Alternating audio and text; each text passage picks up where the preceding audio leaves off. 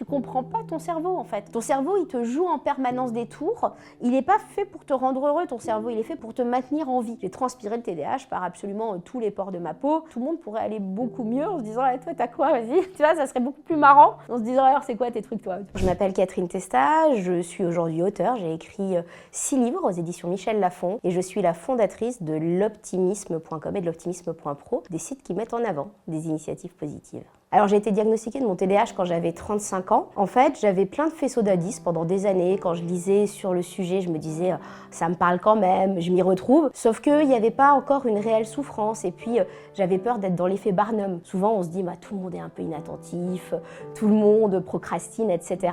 Sauf qu'à un moment donné, vraiment, ça allait plus. Et je me disais est-ce que ça peut être ça? Donc je suis allée voir directement un psychiatre pour tout vous dire. Et c'est à ce moment-là que a été posé ce fameux diagnostic de TDAH, donc trouble de l'attention avec ou sans hyperactivité. Là, on commence à en parler un petit peu plus aujourd'hui, mais à l'époque, on n'en parlait pas tant que ça. Et en France, il faut savoir qu'il y a beaucoup de retard sur le sujet, beaucoup de personnes qui se disent qu'on est tous pareils, alors que non, pas du tout. Et il y a bien plus de retard de diagnostic aujourd'hui que de personnes surdiagnostiquées, comme on peut le penser. Ça va se manifester de différentes façons. Il va y avoir des sujets autour de l'attention et de l'inattention, c'est-à-dire des oublis, par exemple, fréquents. Ça va se manifester aussi, d'ailleurs, par de l'hyperactivité. Souvent, on a tendance à penser avoir cette caricature encore du petit garçon qui bouge dans tous les sens, qui est pas sympa avec les copains, qui les embête, mais l'hyperactivité, moi je gigote tout le temps en fait, tu vois. Ça peut être de la micro-hyperactivité, l'hyperactivité, moi ça s'exprime. C'est ça qui m'a fait retarder le diagnostic, c'est que je me disais, mais il y a des choses que j'ai pas, tu vois, quand je comparais à d'autres, mais moi l'hyperactivité, ça va être de faire 10 choses en même temps, ça va être de l'hyperactivité cérébrale, et l'impulsivité, je me disais, je me sentais pas impulsive, alors que je suis la nana la plus impulsive qui soit, mais c'est juste que mon impulsivité, c'était pas aller frapper l'autre. Mon impulsivité, c'est j'ai envie de lancer un projet, je vais le lancer dans la nuit. Je vais faire tout un truc dans la nuit. C'est tout d'un coup, c'est urgent de me lancer dans une nouvelle passion et de ne pas d'être boulimique d'une passion sans savoir m'arrêter. C'est pour ça que c'est assez compliqué le TDAH parce que hyperactivité, impulsivité, inattention, c'est 3 choses que on peut tous vivre à un instant de notre vie. Et le sujet, et c'est pour ça, c'est à quel moment ça va avoir un réel impact dans ta vie professionnelle, dans ta vie privée, dans ton quotidien. Ça peut être tout à fait OK pendant des années. Et souvent, là, moi, je vois beaucoup de gens qui sont diagnostiqués à l'âge adulte parce que ça craque, en fait. Parce que tu as tout compensé. Tu t'es retenu, tu t'es ceci, cela, et d'un coup, ça part à volo. Moi, je m'en suis rendu compte le jour où, finalement, j'avais ma boîte, j'étais plus en couple, et tout d'un coup, je partais dans le décor. C'est-à-dire qu'il n'y avait plus aucune structure autour de moi. Alors là, vraiment, j'ai transpiré le TDAH par absolument tous les pores de ma peau, et ça a été encore plus compliqué quand j'ai eu des salariés, parce que tes salariés, ils sont linéaires, toi, tu es complètement cyclique. Et donc, j'étais toujours en surcompensation, en mésestime, en me disant, punaise, faut que je tienne le coup, etc. Donc, mais ça s'exprime de différentes façons chez les uns et chez les autres. Alors, moi, j'ai eu de la chance parce que le TDAH en soi, pendant mon enfance, alors forcément, ça se voyait, j'étais à côté de la plaque ou des petites choses comme ça. Et même dans ma vie entrepreneuriale, je suis à la tête d'une entreprise, je me rends compte que je faisais sans arrêt des erreurs d'inattention. Je prenais mes billets de train, déjà au dernier moment, mais dans le sens inverse, à la mauvaise date. Il y avait plein, en fait, d'erreurs, de procrastination. J'écrivais mes bouquins, mais la nuit de la veille où il fallait que je le rende. Enfin, plein de choses que j'avais l'habitude de dire où c'était antilogique. Et le jour où j'ai mis ce diagnostic de TDAH, en fait, alors il y a eu plusieurs choses en me disant, punaise, c'était ça. Généralement, quand on a un diag, on va revoir sa vie en se disant, mais c'est pour ça qu'il s'est passé ceci, cela. Et derrière, ça m'a permis de me dire qu'en fait, j'étais pas plus naze que les autres, parce que pourtant, j'avais plein de facteurs de succès. J'avais des bouquins qui se sont très bien vendus, une boîte, etc. Mais je me disais, je faisais des erreurs tellement énormes qu'il y avait une sorte de déficit de confiance presque personnel qui pouvait arriver. Et là, je me suis dit, non, c'est pas que les autres sont meilleurs, c'est juste que pour les autres, c'est facile. Alors que pour moi, je sais pas, envoyer une feuille de soins, tu sais, quand t'envoies une feuille de soins quand t'as été chez le médecin, ça me paraît un truc monstrueusement compliqué. Alors que j'ai bien conscience que c'est pas dur de mettre une lettre dans une enveloppe, mais quand on procrastine, quand on n'en envoie pas, etc., on se dit, mais c'est pas possible. Et je me sentais vraiment antilogique, et donc je m'auto-flagellais, en fait, de toutes ces choses que je ne faisais pas bien, alors que tout le monde arrivait à faire à le faire, et moi, j'y arrivais pas du tout, quoi. Moi, j'ai l'impression que la vie, tu sais, c'est une sorte de puzzle que tu continues à faire, en fait, où on te donne des éléments, où tout d'un coup, tu comprends des choses sur toi. Et clairement, comprendre mon TDAH, en fait, ça m'a permis de revoir déjà, et c'est ce dont je parle dans le bouquin TDAH et alors, de revoir mon système d'organisation, de me questionner sur qu'est-ce qui est souhaitable, en fait, même dans ma vie pro. À un moment donné, je me suis dit, mais est-ce que c'est bien que je sois entrepreneur et que j'ai des salariés, en fait? Mais ça te permet, en fait, de revoir, en fait, ta vie pour mieux l'adapter, en fait, à ton TDAH, parce que la réalité, c'est qu'un TDAH, en fait, on est avec. Il va s'exprimer de façon différente en fonction, forcément, de qui on est et en fonction de la contrainte qu'on va avoir en face. Et c'est vrai que, par exemple, moi, j'ai pas mal de copains TDAH qui sont des artistes. Moi, je suis auteur. Un auteur qui écrit un livre, un artiste qui trouve l'inspiration pour son prochain album, c'est OK, ce temps de maturation, finalement, du projet. Donc, ton TDAH, tu vas probablement un peu mieux le vivre, tu vas vivre ta cyclicité peut-être un peu mieux que quand tu travailles dans une boîte où c'est très très linéaire et où tu as des fortes contraintes. Donc c'est vrai qu'une fois que tu comprends que tu as un TDAH, tu as une pièce du pulse qui arrive pour que toutes les autres s'ajustent un peu mieux, et si on dit que le pulse en fait ça serait ta vie, quoi. En fait le TDAH il va s'exprimer de façon différente selon que tu es plutôt de l'inattention, plutôt de l'hyperactivité. Moi c'était vraiment cette notion qui était très prégnante à l'école. Franchement, j'avais soit 2, soit 20. En gros, comme j'ai jamais réussi à apprendre au fil de l'eau, quand tu avais des interros surprises, j'avais 2, et puis la fois d'après, j'avais 20. D'une année sur l'autre, je pouvais complètement en fait changer, et in fine, dans mon système scolaire, ça s'est pas trop vu. Ça restait en fait plutôt bon, tu vois, il n'y avait pas de zone d'inquiétude, c'était juste, on me disait que j'avais rien foutu quand j'avais une mauvaise note. Et pourtant, j'avais de temps en temps des notes, et ça, c'était hyper intéressant de m'en rendre compte a posteriori. Une fois, je me rappelle, j'avais fait un contrôle de maths, c'était des équations, tu sais, où 2x plus 4y égale 27, quoi, ou je sais pas. Et j'étais persuadée d'avoir cartonné, et je me rappelle très bien, parce qu'en fait, j'avais eu 4 au contrôle, et pourtant, j'avais tout qui était bon, c'était juste qu'un 2 était devenu un 3, un 4 était devenu un 5, et c'était hyper fonction de là où j'étais installée dans la salle, parce que pendant tout le contrôle, j'étais à côté de ces murs, de ces lycées qu'on peut avoir à Paris, qui sont en bois, en fait. La prof avait pas arrêté de venir et de sortir, j'avais été incapable de me concentrer, et du coup, j'avais eu 2, alors que c'était juste des problèmes de chiffres, quoi. A posteriori, j'ai compris, mais moi, j'ai pas été en souffrance,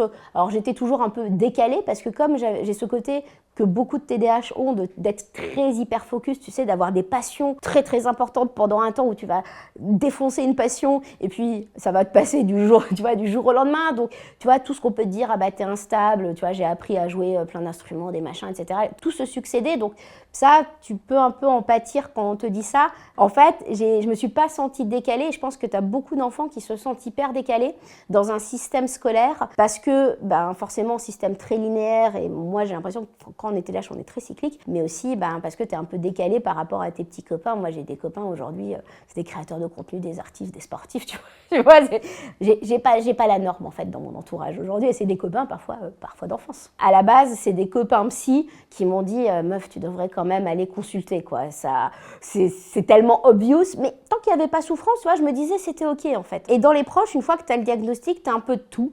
Tu as ceux qui te disent mais c'est pas possible, tu as trop bien réussi, en fait, parce que les autres ne voient jamais la compensation. C'est-à-dire que quand on a un TDAH, en fait, on va aller compenser au quotidien, on va rattraper en 4e vitesse un truc, on va s'être intéressé à un sujet qui n'était pas le bon alors qu'on devait rendre un dossier, par exemple. Donc, tu vois, tout ça, on va le compenser, ça va créer des zones de souffrance, et ça, l'entourage ne le voit pas forcément, surtout quand finalement tu as réussi dans la vie. Donc, j'ai j'ai quelques copains qui m'ont dit c'est pas possible, c'est toi, tu peux pas, en gros, ouais, mais toi tu le vis bien, parce qu'en plus j'ai plutôt une bonne composante de caractère, je suis plutôt d'un naturel joyeux, etc. Il y a des personnes qui se sont rien dit, parce que TDAH, tout le monde ne connaît pas déjà. J'ai trouvé ça touchant, j'ai une personne de ma famille qui m'a envoyé un message en me disant mais ça va quand même.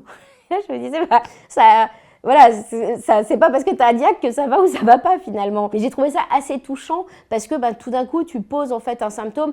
Après, moi, ma façon de vivre le TDAH, c'est très décomplexé. Pour moi, avoir un TDAH, c'est de la même façon que je suis brune. Ça me permet de mieux me comprendre, de mieux vivre au quotidien, de tout ça.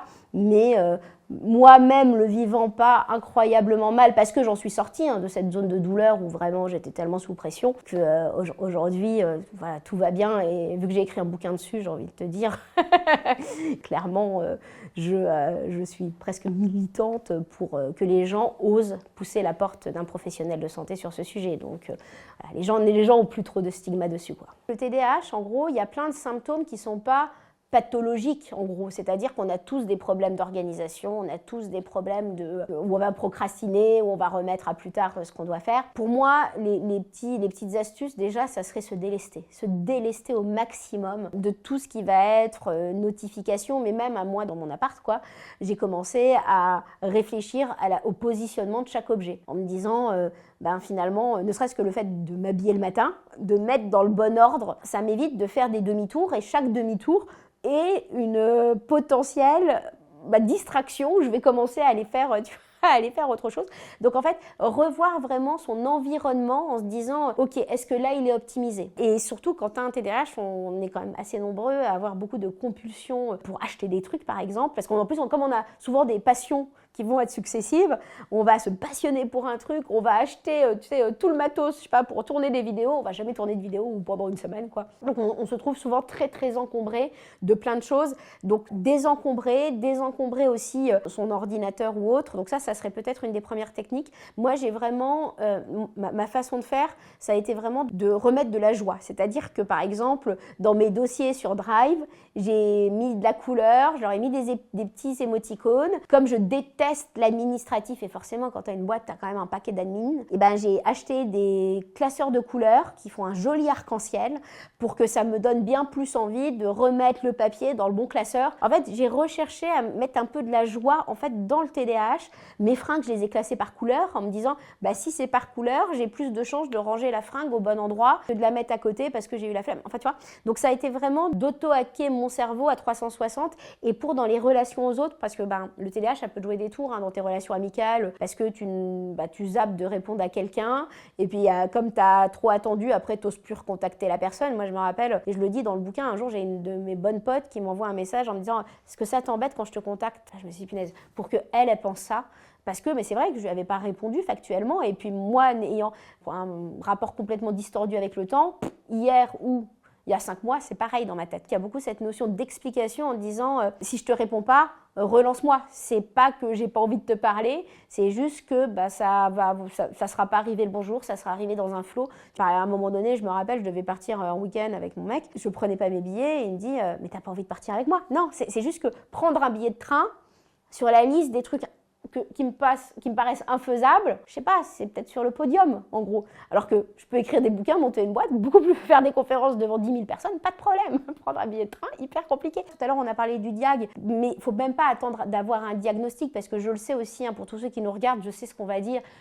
C'est hyper dur de trouver un psychiatre aujourd'hui pour se faire diagnostiquer. Il y a des délais d'attente qui sont monstrueux. Il faut de l'argent aussi, parfois, parce qu'il y a des psychiatres qui vont faire des dépassements d'honoraires, donc c'est pas évident. Donc n'attendez pas d'avoir le coup de tampon en fait pour commencer à mettre tout ça en place. Moi je donne souvent plein d'astuces dans le bouquin qui est sorti en poche. Vous allez déjà trouver de la matière, même à regarder tout ce qu'il y a sur les réseaux sociaux, mais explorez. Et surtout ne vous auto-flagellez pas. Moi j'explique que mon appartement qui fait 70 mètres carrés, j'ai mis 2 ans et demi à le ranger. Il n'était pas dérangé à la base, mais j'ai mis 2 ans et demi à l'optimiser. Et c'est vraiment d'être à l'écoute de soi plutôt qu'à lutter contre soi.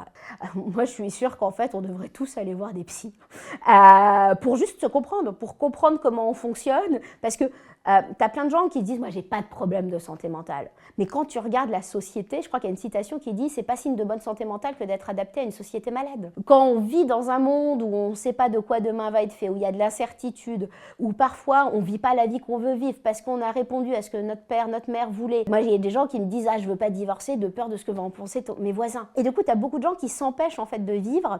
Et in fine, la santé mentale, moi, je vois plein de gens qui vont pas bien en général, qui jamais franchiront la porte d'un psy. Pour moi, aller voir un psy, c'est faire presque être en bonne santé mentale, parce que c'est se rendre compte qu'on a une santé mentale fragilisée, parce que la société nous la fragilise. Quand tu regardes ce qui se passe sur les médias, tu peux te dire que le monde va mal. Parfois, dans ton système, dans ton entreprise, ça va pas forcément bien et autres. Donc tu peux avoir vraiment ne pas te sentir bien, et de l'aide est possible. C'est la même chose que des gens, ils vont à la salle de sport, ils vont voir des coachs sportifs en se disant on connaît pas tous nos muscles, mais c'est la même chose, tu comprends pas ton cerveau en fait. Ton cerveau, il te joue en permanence des tours, il n'est pas fait pour te rendre heureux, ton cerveau, il est fait pour te maintenir en vie. Donc, à mon sens, aller voir des professionnels de santé, se faire accompagner, c'est quelque chose de fondamental. Et aujourd'hui, pour moi, on a tous un pet au casque. Et pourtant, tu vois, je connais beaucoup de monde, forcément sur les réseaux sociaux, je suis suivie par beaucoup de monde. Je connais personne qui me dise droit dans les yeux, mais tout va bien dans ma vie. À part quelques gens arrogants qui mentent, en fait. Mais les gens qui vont voir des psys, c'est complètement normal. C'est sain, même. C'est juste qu'on a une sorte de caricature sur faut être fou pour aller voir un psy. Mais pour moi, c'est les gens plutôt sains qui vont voir des psys pour aller mieux en gros. Alors c'est vrai que quand on regarde aujourd'hui les médias, souvent, et même moi j'ai des copains journalistes qui me disent nous on nous a dit qu'il fallait alerter, tu vois, qu'il fallait alerter sur le monde. Sauf que en boucle, tu ne vois que ce qui va pas. Donc des drames, des catastrophes naturelles. Et tout ça c'est réel. Faut pas, je dis absolument pas, faut être optimiste, béni oui, ne pas regarder les choses. Non, tout ça ça existe. Sauf que dans les médias maintenant, souvent tu vois aussi beaucoup de faits divers. Tu sais, tu vas être en boucle sur la personne qui a tué son machin, etc. Bah oui, mais ça reste un fait divers. C'est triste. Je ne dis pas le contraire, sauf que ça te donne une vision très altérée de la société. À un moment donné, il suffit aussi de regarder autour de soi. Moi, je ne rencontre que des gens hyper sympas. Je ne rencontre que des gens qui essaient d'agir, qui essaient de s'engager, qui montent des projets comme le vôtre. En fait, Internet, qui est censé nous ouvrir sur le monde, nous renferme sur notre propre perception du monde. Je le dis souvent d'ailleurs dans mes conférences. Tu vois, moi j'ai 2 téléphones. J'ai un téléphone qui tourne sur un algorithme Catherine. Donc, c'est-à-dire, quand je vais sur mon LinkedIn, j'ai plein de monde sur mon LinkedIn. Je ne vois que des gens qui s'engagent, des journalistes sympas, la beauté de la société. Je vois des trucs sur Harry Styles. Bref, des trucs que j'ai envie de voir. J'ai un autre téléphone. Depuis 10 ans, donc c'est mon téléphone pro, depuis 10 ans, je clique de façon random sur ce que va me montrer Google, sur ce que va me montrer Instagram et même les réseaux Telegram et autres. Et je clique vraiment sur l'actualité qui est proposée en natif. Je me suis créé d'autres profils. Je te garantis que mes 2 téléphones me donnent 2 visions biaisées de la société. C'est-à-dire que c'est pas la même. Dans les 2 téléphones, il y a une société peut-être qui est un brin utopiste, que je trouve plus chouette en tout cas. Et j'ai un autre téléphone qui me montre mais vraiment le pire du monde. Et en fait, je me dis, tu vois, on voit ce qu'on a envie de voir. Quand tu regardes statistiquement, tu as beaucoup plus de gens sympas qui vont rendre des services aux autres. Tu as plein de gens qui s'engagent dans les assos. C'est juste que ça fait pas forcément vendre. Du coup, c'est pas ce qu'on va voir à la une dans les grands médias et c'est pas ce qu'on va considérer important. C'est-à-dire qu'on va considérer le fait divers hyper important, mais ça, ce fait divers du mec sympa qui a dépanné son voisin, on va jamais le voir. Donc c'est pour ça, si vous voyez que vous êtes anxieux en fait par rapport à l'actualité, je dis pas qu'il faut complètement arrêter de le faire. Encore, vous pouvez le faire si vous arrêtez de regarder l'actualité. Rassurez-vous, il y aura toujours quelqu'un pour vous dire que Johnny est mort, pour vous appeler, pour vous dire attention, regarde ce qui s'est passé. La vraie info, elle vous arrivera. Soyez vigilants en fait en termes de consommation à ce que vous regardez et ne vous dites pas que c'est de la naïveté que de ne pas regarder. Le sujet, c'est surtout de se dire ok, je vais voir plein de choses. Et quand on se sent impuissant, par exemple sur le sujet du développement durable, c'est un vrai sujet, pour ça qu'il y a beaucoup d'éco-anxiété. Quand on se sent impuissant, ça vient chercher chez nous en fait un sentiment d'autant plus d'anxiété en gros. Il faut toujours se dire ok, il y a ça, mais ça, moi je peux pas agir sur ça. Par contre, moi j'ai une cause et je vais essayer d'agir ailleurs. Il y a plein de choses sur lesquelles on est nombreux à être impuissants et on a tous nos zones où on va pouvoir avoir une piste d'action. Et la piste d'action, il suffit souvent de commencer par être sympa avec son voisin pour se rendre compte que non, les gens ils sont globalement plutôt sympas. Il y a des gens toxiques, il y a des gens pas sympas, je dis pas le contraire. Mais globalement, quand tu regardes autour de toi, il y a quand même des gens sympas quoi. Avec mes éditeurs au démarrage, ils me disaient faudrait vraiment que tu écrives que le TDAH est un super pouvoir. Et moi je me disais, ah non, je peux pas dire ça, franchement, c'est trop galère au quotidien, c'est pas possible. Par contre, déjà, je voudrais qu'on explique que ça ne doit pas être qu'un stigma. C'est-à-dire qu'effectivement, quand tu as un TDAH, moi, dans l'entrepreneuriat, par exemple, j'ai plein de copains TDAH parce que comme on est un peu on a souvent pas forcément peur de partir d'une page blanche en fait. Soit on est sidéré, soit on va tout défoncer, créer des trucs complètement décalés en fait, avec une forme d'inconscience. En fait, ça peut être une force que d'avoir un TDAH. Ça dépend toujours de l'environnement dans lequel on va grandir, on va vivre en fait. Et avec cette problématique aussi que ça dépend aussi de notre auto-estime personnelle. C'est-à-dire qu'il y a beaucoup de gens qui s'auto-flagellent que d'avoir un TDAH en se disant mais regarde, j'arrive pas à faire les choses, j'arrive pas à me concentrer, etc. Parce que c'est très dur quand on a un TDAH, souvent on se voit faire. On se voit ne pas faire ce qu'on doit faire alors que c'est ce qu'on devrait faire. On se voit zapper des éléments, on se voit faire. Pour toutes les personnes qui ont un diagnostic, alors moi je parle du TDAH, mais ça peut être tous les autres diagnostics, ça commence par se faire sauter cette auto-stigmatisation parce que c'est pas parce qu'on a un diag qu'on est moins bien ou mieux que les autres en gros, et c'est pas parce qu'on a un diag qu'on va forcément foirer sa vie. Moi, ce qui m'a fait écrire mon bouquin, j'hésitais parce que faire un coming out TDAH c'est pas forcément évident, surtout moi je me disais je vais devenir l'entrepreneuse qui a un TDAH en gros, et j'avais hésité jusqu'à ce que je le racontais dans mes conférences. J'ai pas peur, je donne des conférences dans les entreprises sur l'optimisme, donc j'avais pas peur d'en parler, de dire que j'avais un diag. Et il y a une maman qui est venue me dire s'il te plaît écris-le pour pas que mon fils pense que sa vie elle va être ratée. Et là je me suis dit incroyable en fait, qu'on pense que parce qu'on a un TDAH on va rater sa vie. Pas du tout en fait. On va devoir trouver où est-ce qu'on a des leviers en fait, où est-ce qu'on a des contraintes, parce qu'avoir un TDAH c'est aussi des contraintes, et se dire on va essayer d'orienter son parcours de vie en fonction de son TDAH, parce qu'on ne l'enlèvera jamais son TDAH. On peut être médicamenté effectivement, ce qui va effectivement l'atténuer, mais le TDAH est toujours là. Donc autant construire une vie en comprenant bien notre façon d'agir. Et puis moi je connais plein de gens qui n'ont pas de diagnostic de TDAH et qui vont pas bien en fait.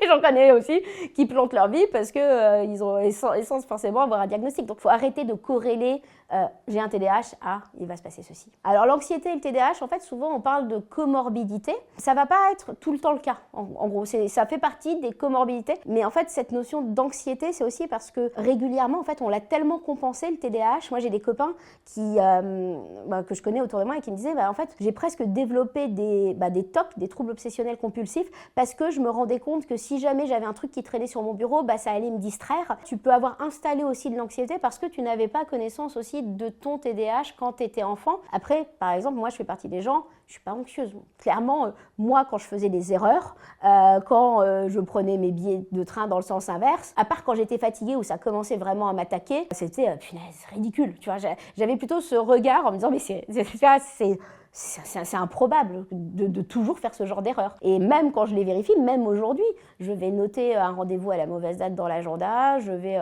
au lieu de noter le rendez-vous que j'ai, je vais marquer rendez-vous. Plutôt que m'auto-flageller, d'avoir développé un côté hyper anxieux en me disant je risque de me planter, j'ai plutôt développé une sorte de lâcher-prise avec une auto-dérision de moi-même, probablement parce que ça m'a pas contrainte dans mes amitiés, parce que j'ai pas été stigmatisée peut-être dans l'enfance. Donc je pense que tout ça c'est très multifactoriel, mais c'est vrai que l'anxiété ça fait partie des comorbidités qui viennent avec le TDAH. Pour moi l'optimisme en fait, j'en ai fait ma cause.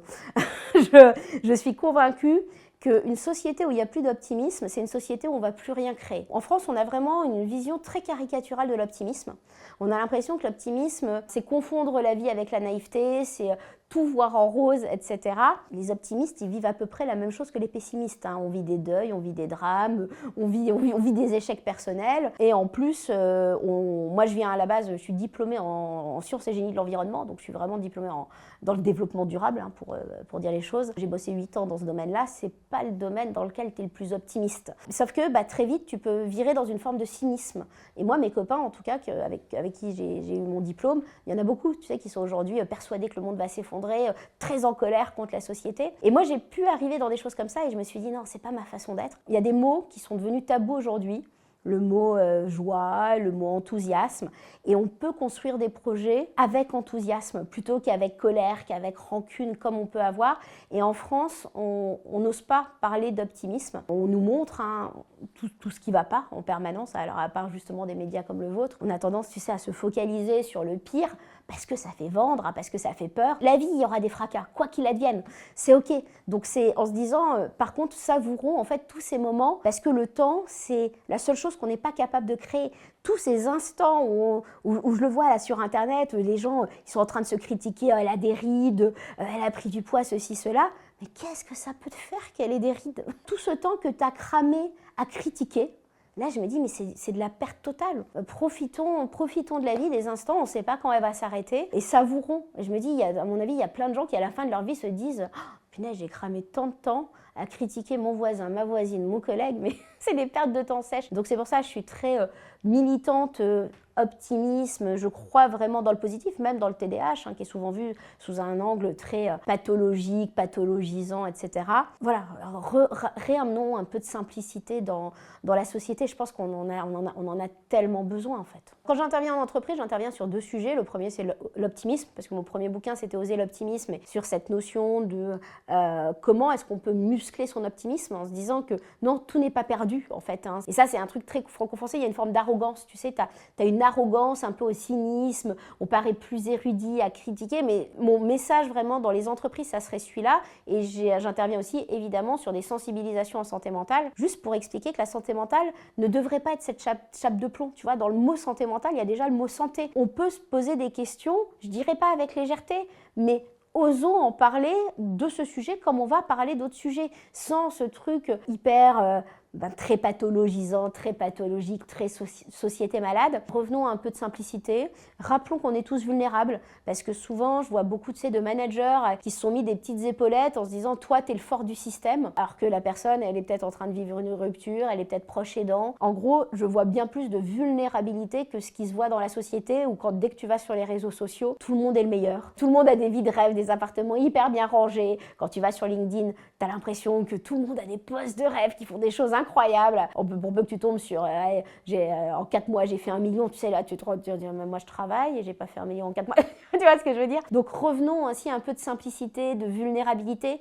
Mon deuxième bouquin, ça s'appelait Oser être soi-même au travail, et aussi d'authenticité, parce que le problème aujourd'hui, c'est tous ces masques qu'on va se mettre pour paraître quelqu'un d'autre. On est tout juste des petites choses en train d'essayer de faire au mieux sur un parcours de vie, et je me dis, si seulement déjà chacun était capable d'accepter ça, ça ferait une bouffée d'oxygène. Voilà, une de mes phrases préférées, c'est sur un malentendu, ça peut marcher. De temps en temps, on me demande alors comment t'as fait?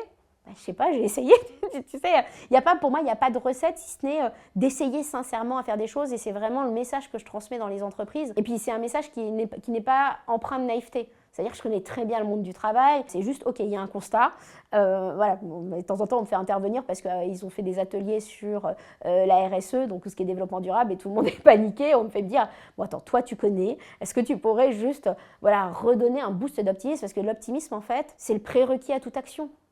Qu'on se mette en couple avec quelqu'un, qu'on lance un projet entrepreneurial, qu'on lance un média comme le vôtre, qu'on mette en place un projet de transformation dans une entreprise. On a besoin de faire preuve d'optimisme pour agir, même si parfois c'est face à un constat profondément dépitant. On a besoin d'optimisme parce qu'on n'est jamais capable que de créer la société qu'on est capable d'imaginer. Si on n'est pas capable d'imaginer une société un peu plus souhaitable, on va créer la pire société, quoi. Je suis profondément convaincue qu'on vit dans une société où on a tous besoin les uns les autres, et c'est pas dans une sorte de démagogisme quelconque, c'est juste une profonde conscience. C'est-à-dire que sans des mecs qui construisent des bâtiments, moi je sais pas me créer une hutte, en fait. Et donc j'ai vraiment cette vision de la société où chacun a une réelle place et chacun a des différences. C'est-à-dire que, et c'est ça que m'apporte beaucoup mon influence sur les réseaux sociaux et ou le fait d'aller dans les entreprises, c'est que je rencontre une vraie diversité, parce qu'en salle, je vais intervenir dans tout type d'entreprise, sur le territoire, en région parisienne, parfois sur du COMEX, du CODIR, et puis de temps en temps,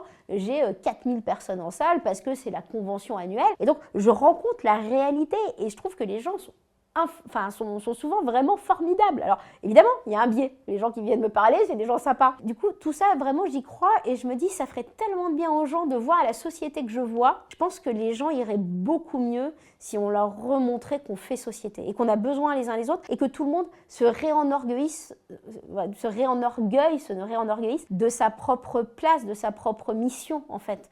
Et tu vois, beaucoup de gens aujourd'hui manquent de sens et autres, mais parce qu'on a oublié de leur dire que, je sais pas, t'es comptable à la SNCF, tu permets, même si tu ne vois pas la personne qui se déplace, tu permets à des gens de se déplacer, d'aller voir leurs proches en fait. Donc tu vois, c'est un peu remettre l'église au centre du village et se rappeler en gros à quel point on a besoin aussi des uns des autres et que oui, on a des neurodiversités, mais notre neurodiversité, en quoi elle empiète sur la vie de l'autre, hein. Ça me fait beaucoup rire souvent quand sur les réseaux sociaux, tu as des gens qui disent « Oh, j'en ai marre d'entendre parler du TDAH, c'est un truc à la mode », mais il ne faut pas que tu oublies que la première souffrance, elle est pour la personne concernée. C'est valable sur le TDAH et sur tous les autres troubles, là, de la bipolarité, enfin, tu vois, sur tout le reste. D'abord, tu as une personne qui souffre et je pense qu'aujourd'hui dans la société, tu as plein de gens qui souffrent, qui ne s'autorisent pas à oser se faire accompagner, alors que tout le monde pourrait aller beaucoup mieux en se disant hey, « toi, t'as quoi, vas-y ?» Tu vois, ça serait beaucoup plus marrant en se disant « alors, c'est quoi tes trucs, toi ?»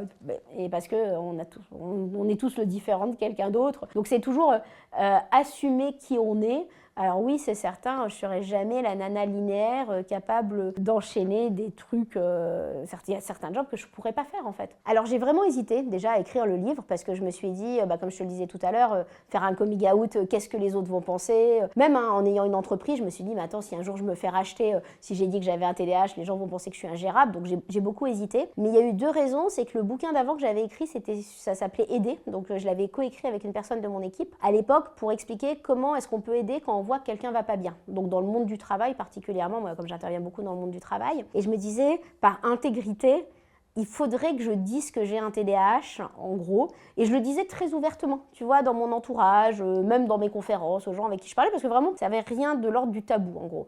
Et à un moment donné, en fait, moi, ce qui m'avait le plus aidé, in fine, ça avait été des groupes de parole qui avaient été organisés par mon psychiatre. Je se retrouve avec d'autres personnes. Donc, tu as celui qui arrive en retard, celui qui arrive 1 heure en avance, celui qui a oublié de venir à la fin. Bon, bref, tu vois, c'était un truc hyper rigolo. Mais ça m'avait fait tellement bien d'entendre d'autres personnes raconter ce que moi je vivais. Et ça, on ne le voit pas sur Internet parce qu'il y a des trucs qui sont quand même hyper honteux. Quand tu dis, moi j'ai pas peur de le dire aujourd'hui, il y a des jours où honnêtement je peux me lever, bosser de 7h du matin jusqu'à 2h du mat, à donf, et le lendemain être incapable vraiment zoner toute la journée. Et tu vois, mais vraiment zoner, n'arriver absolument à rien. Ça, c'est des choses qui sont honteuses. Et donc, j'ai parlé de pas mal de trucs honteux, en fait, dans mon bouquin, pour que les gens se reconnaissent, en fait, sans tabou, en se disant, punaise, elle ose dire ce que moi je vis. Donc, c'est pour ça, vraiment, que j'ai écrit en me disant, il faut avoir une certaine confiance en soi pour oser raconter ce genre de choses. Et je voulais pas non plus le mettre publiquement sur les réseaux sociaux ou autres. Tu vas jamais aussi loin que quand tu es dans de l'intimité d'un bouquin. Quelqu'un qui lit ton bouquin, c'est quelqu'un qui a envie qui en a lui-même besoin. Donc on va plus loin dans les livres qu'on ne va même sur les réseaux sociaux. Et Dieu sait que les réseaux sociaux communiquent sur le TDAH, quoi. Enthousiasme. Là, c'est TDAH, je crois. Bon, je pense exploratrice.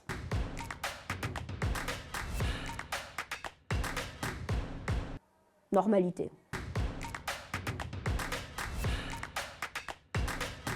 Merci. Singularité. C'est compliqué la concentration. Binaire, du coup. C'est la vie. Espoir. Kiffer. Non. C'est pas obligatoire, mais c'est souvent que les TDAH sont eux-mêmes cycliques. Donc t'en prends un, tu vas trouver ça génial pendant 3 mois, et puis au bout de 3 mois tu le largues, tu vois, c'est... voilà. Oui.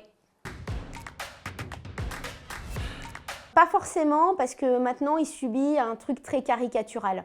Aujourd'hui, on a l'impression que c'est un effet de mode, le TDAH. Alors ça m'embête beaucoup. Souvent, on a l'impression que c'est un effet de mode, mais c'est un peu comme l'endométriose a pu être vu comme un effet de mode. C'est-à-dire que tout le monde, tout d'un coup, moi j'avais plein de copines qui avaient de l'endométriose, et même moi, n'en ayant pas, je me suis dit, mais comment ça se fait? Et en fait, non, c'est parce que tout d'un coup, on en parle plus du TDAH. Du coup, tu as des personnes qui se reconnaissent dans le diagnostic, qui se disent, punaise, est-ce que ça serait pas ça, la pièce manquante du puzzle, et qui du coup vont chercher un diagnostic. Donc c'est pour ça qu'on a l'impression qu'on a de plus en plus de gens diagnostiqués, mais c'est juste parce qu'on en avait moins. Ça va se rétablir lire après, mais ça n'a rien à voir avec un effet de mode. Ça a toujours existé. Tous les gens qui ont un TDAH sont nés avec. On n'a pas du tout développé en regardant des réseaux sociaux, tu vois, comme on peut penser. Et aucun parent n'a envie de mettre une étiquette sur son enfant. Tu sais, de temps en temps, on dit il y a de plus en plus d'enfants qui sont diagnostiqués. C'est parce qu'on sait aussi, et ça avant, c'était des enfants qui étaient en souffrance, qui étaient en décrochage, qui étaient en décalage. Maintenant, c'est juste qu'on met les mots sur la chose. Donc je ne sais pas si le TDAH est un peu mieux absorbé. J'espère en tout cas participer au rétablissement du TDAH en France, quoi. Ouais, j'ai beaucoup de gens qui m'ont dit j'ai pleuré en vous lisant. Quand moi j'ai commencé à dire que j'étais optimiste, donc c'était il y a à peu près 10 ans, j'ai plein de gens qui me disent ça m'autorise à l'être en fait, parce que ça paraît, en conférence je le dis, sourire ça crame pas nos neurones. C'est pas parce qu'on est optimiste qu'on est plus ou moins brillant. Je pense que l'humilité c'est de dire on sait pas à quoi va ressembler l'avenir. Donc soit tu choisis le scénario pessimiste, et on a besoin des pessimistes pour alerter, mais soit tu choisis le scénario optimiste en disant ok je vois que ça va pas aller, par contre je vais essayer d'agir. Donc je sais que mes bouquins ils ont autorisé beaucoup de gens à se dire je suis pas la seule, je suis pas le seul. Oui, je suis en écriture, en procrastination du coup. Voilà. Vive les gens. Continuer à garder de l'enthousiasme. Garder l'enthousiasme des choses, de la vie des gens. Alors, je ne dis pas que je l'ai toujours été, il y a des moments où je suis profondément pessimiste, où je suis en colère sur des choses, mais j'arrive toujours à garder, je suis capable de m'enthousiasmer du fait qu'il fasse beau dehors, je suis capable de répéter 10 fois dans la journée, c'est cool, il fait beau. Et ça, je pense que ce goût de la vie, en fait, j'aimerais vraiment le garder, quoi. Il me reste plein de choses à faire. Je suis fière de ce que j'ai fait, mais en attente de ce que je vais faire. Je ne suis pas du tout encore arrivée à tout ce que je dois faire. J'ai des trucs sur ma to-do list que j'ai toujours pas fait. Et je la traîne depuis 2015 sur mon projet pro, des trucs en plus que je trouve hyper importants. Donc je les ai depuis 2015, donc il me reste encore du chemin, quoi. Osez parler de santé mentale, osez parler d'optimisme, osez vous enthousiasmer, vraiment autorisez-vous à. Et vous choisissez ce que vous allez mettre à la fin, je ne sais pas, explorer ce truc-là, ce sujet que vous avez envie de faire, à penser différemment, à changer de pote, à changer de vie. Vous choisissez, mais autorisez-vous en fait, parce que dites-vous bien que personne ne vit votre vie à votre place. On est les seuls dans notre corps, c'est-à-dire que même nos proches, nos compagnons, nos parents, nos enfants, machin, personne ne vit votre vie à votre place. Vous êtes les seuls en fait incarnés dans votre corps. Donc autorisez-vous en fait à être la version la plus pas du tout la meilleure de vous-même, d'ailleurs, ça je trouve ça juste la plus vraie en fait de vous-même.